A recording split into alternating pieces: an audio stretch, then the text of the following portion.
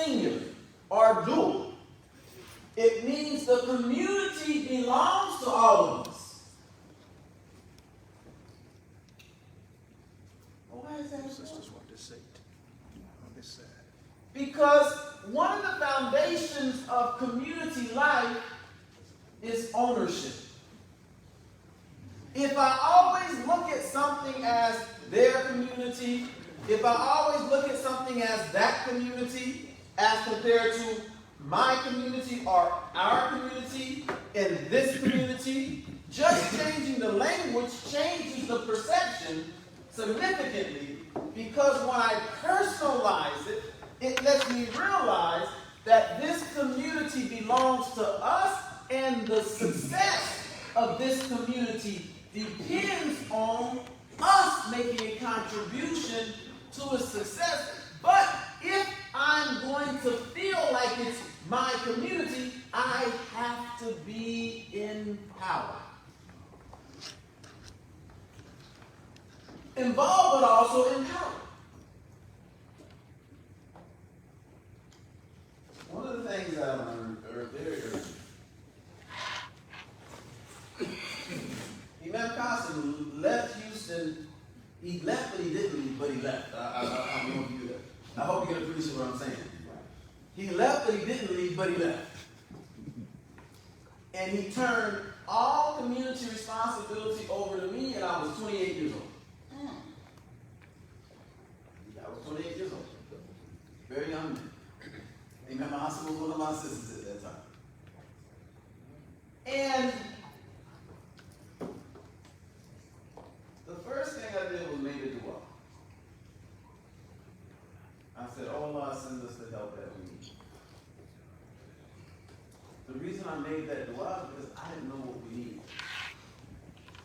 I may have had an idea what we needed, but I may have been looking 5 years down the road or 10 years down the road. But Allah can see what you need 50 years down the road. Allah can see what you need 60 years down the road and 70 years down the road. So if you resolve to only your own thinking, that in and of itself becomes an impediment to your progress. You ask Allah to send us what we need, because you never know how it's going to come, who it's going to come through, and the process by which it comes. But empowering.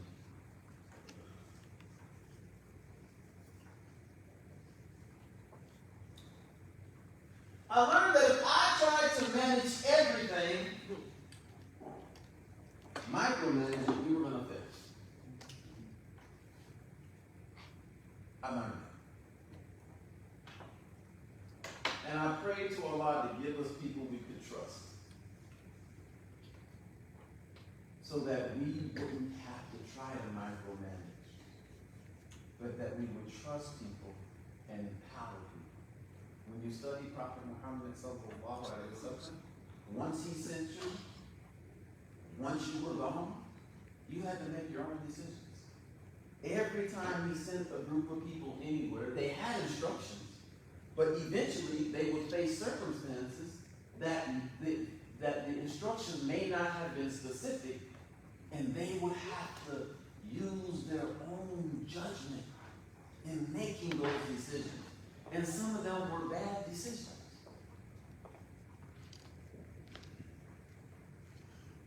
And the Prophet sallallahu alaihi wasallam would say, I didn't tell you to do that. That's not what I instructed you to do. He wouldn't bust them, he wouldn't kick them out, he wouldn't stop them from participating. But he would inform them when what they did was not necessarily what he told them to do. And this is wonderful. Look around, mashallah. You know, there's Muslims in Austin in our community, mashallah. Are from Dallas, some from Dallas, some from San Antonio, some maybe from Austin or surrounding there. It's wonderful to see everybody here today, mashallah. So I think the beginning message that I want to try to convey is that this is our community. We own it collectively. However, we, all of us, from leadership down to the last person, we all have to act like it's our collective community.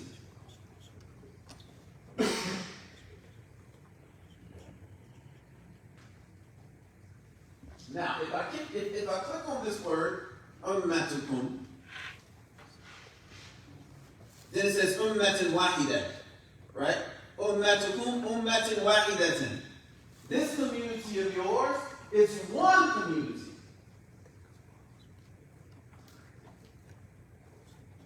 I want to thank Imam Malik. I want to thank Imam Asim, Imam Omar. Brothers and sisters, our community is too small for us to fragment. It is. It's too small. Our community is too small for us to fragment and split up into groups, into small groups. It's better to have 100 people working on a project than it is to have 10 people working on it. So I know we look around and we may see some fragmentation nationally. Right. What I pray is that the generations that are coming learn from the mistakes that our generation made, right, and the generation before us. And we don't fragment because we're one group, we're one community. We share a common set of experiences and we share a common set of goals. And we're looking for a common outcome. Yes. And that outcome is success.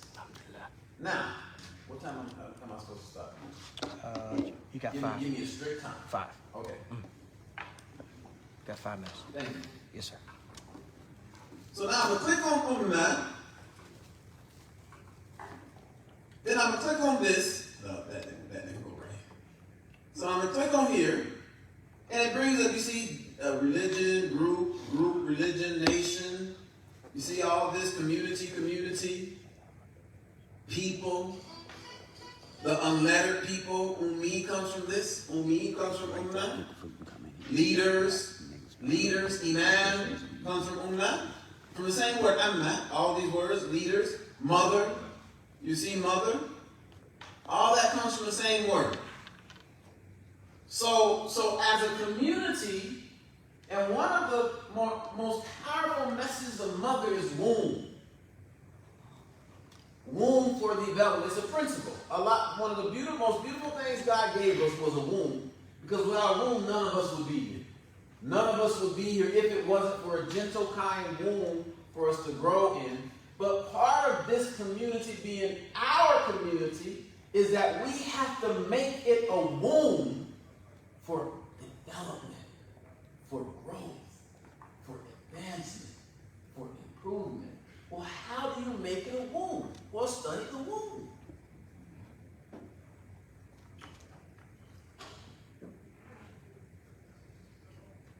The womb protects the child. The womb has a fluid in it that protects the child so that the child doesn't feel the bumps of the mother. Now, eventually that child has to be born in the world and it's going to have to feel those bumps. But when it's still in its beginning development, it doesn't have the tools necessary to exist and be successful outside of that womb. So we have to create a womb in our community to cultivate us, to nourish us. But one of the most important concepts of womb, the other word for womb that Allah used in the Quran, that means mother, and mother represents womb, but the other word is arham, the wombs, arham. And Allah says, and be dutiful to Allah and also the wombs. And arham come from rahima, and rahima means mercy. So we have to live the spirit of mercy in the Quran. Every chapter of the Quran begins, Bismillahir Rahmanir Rahim, with God's name, the merciful benefactor, the merciful redeemer.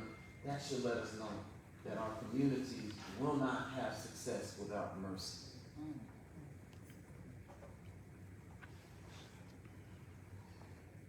Now the womb also keeps out bacteria, viruses, and other things like that.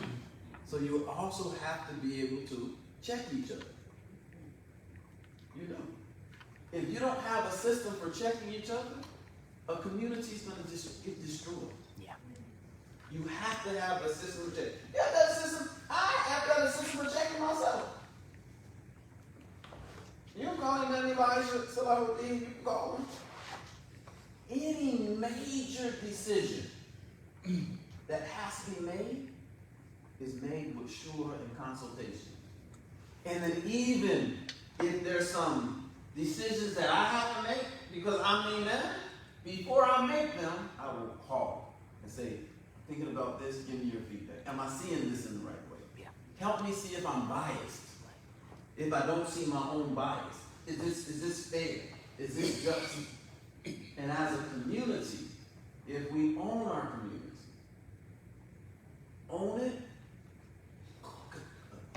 contribute to it, and cultivate it, then inshallah we can see the beauty and the blessings of community life. Thank you. Alhamdulillah.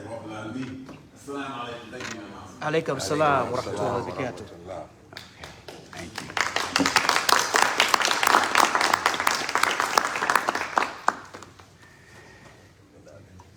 Assalamu alaikum, everyone. Alaikum salam. The food has arrived, so what we decided to do is to go ahead and break, right? Eat, and then Oscar is about 3:15, right? So give us some time to eat comfortably. Break for a prayer, and then we'll resume if that's okay with everyone, right? Restrooms, just a little housekeeping. Restrooms are out here, right? Men's and women's. There's also 2 restrooms downstairs. All right, so everyone, we'll dig in. We gotta get somebody to help serve this.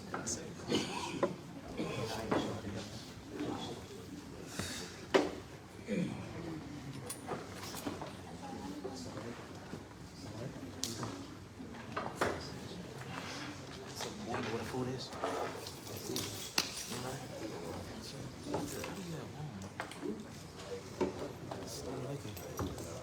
Doing all right? How you doing?